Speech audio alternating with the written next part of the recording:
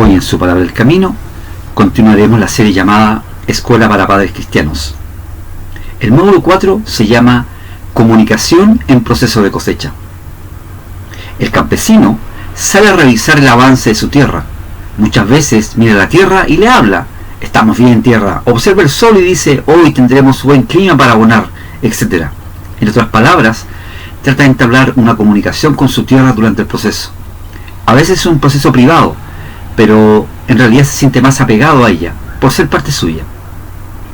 En el caso de Nino y Nina, su hijo o hija crecerá.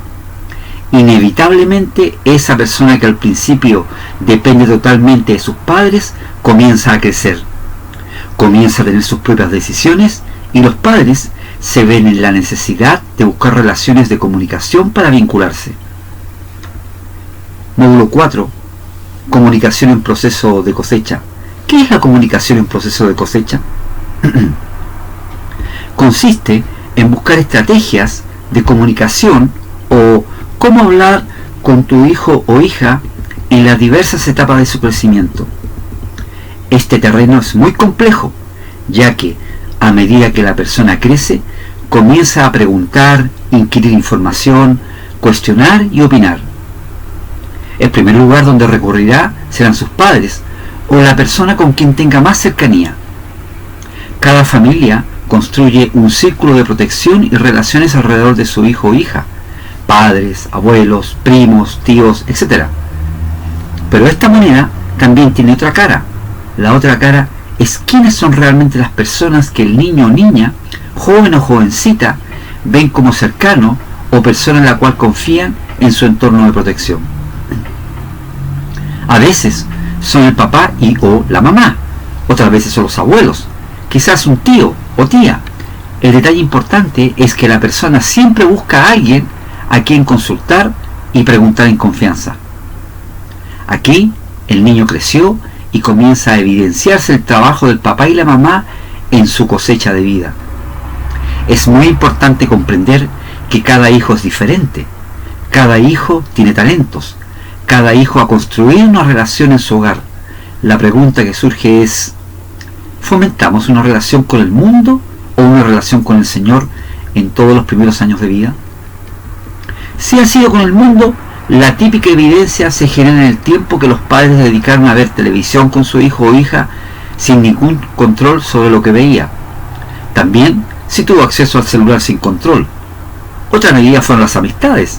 En otras palabras, el mundo moldeó la vida de nuestro hijo o hija, y en su realidad de cuestionamientos por las etapas de su vida, su respuesta la buscará o en la palabra de Dios o en el mundo.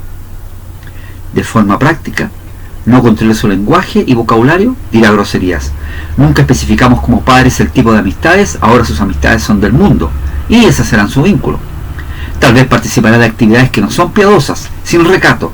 En otras palabras, el pecado está rondando su vida sin control. La pregunta es: ¿qué hacer?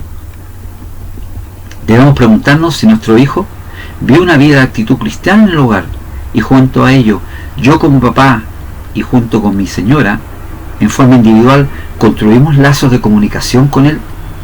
Dicho de otra manera, ¿tuvimos tiempo para hablar, tiempo de compartir, tiempo de estar solos, tiempo solamente de estar? Es decir, es necesario que evaluemos lo que hicimos para ver la realidad de lo que está ocurriendo. Segundo, en esta comunicación diaria, ¿la palabra siempre fue de guía personal para hablar y compartir experiencias con nuestro hijo o hija? Tercero, y lo más importante, algunas recomendaciones para qué hacer. Como matrimonio, orar al Señor y pedir perdón al Señor por no estar en sus caminos y obediencia. Luego, pedir perdón a su hijo o hija por no haber sido el ejemplo de camino del Señor, y comprometerse a vivir una realidad en relación con el Señor a partir de ese momento. Lo más importante, cumplir. Por ejemplo, ora en familia. Deja las actividades que no tienen mayor trascendencia para estar con tu hijo o hija. Dedica tiempo a leer la palabra. Participa en actividades de la iglesia. Comprométete en ciertas actividades. Es en este momento donde muchos padres comprenden la relevancia del tiempo perdido en actividades no relacionadas con la palabra. No es tener, es estar con el niño o niña en la palabra. ¿Es complejo? Sí. ¿Es difícil? Sí, pero nuestra responsabilidad como padres es un trabajo a tiempo completo, al igual que nuestra vida en el Señor. Mis hermanos, yo también todos los días oro al Señor por fortaleza y sabiduría en la crianza. Me aferro al Señor con todo. La palabra dice en el Salmo: ¿cómo enderezará el joven su camino?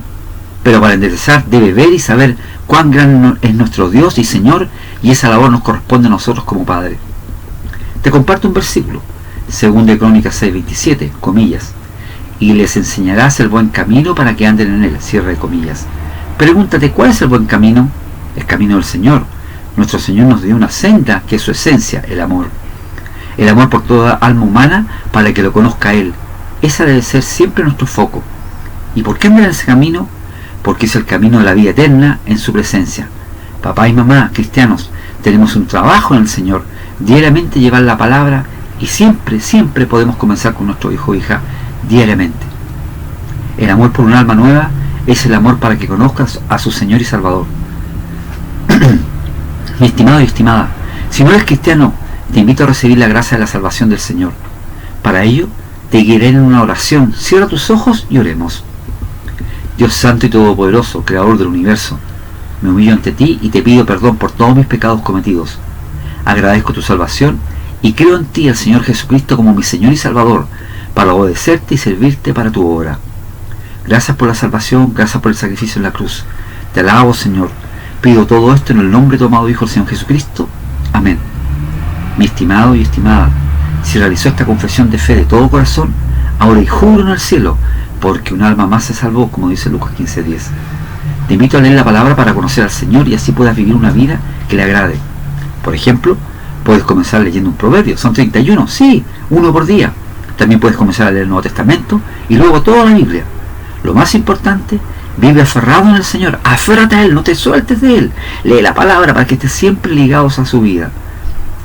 Gracias por acompañarme. Si tienes una pregunta o aporte, siempre es bienvenido. Que sea un gran día y nos vemos.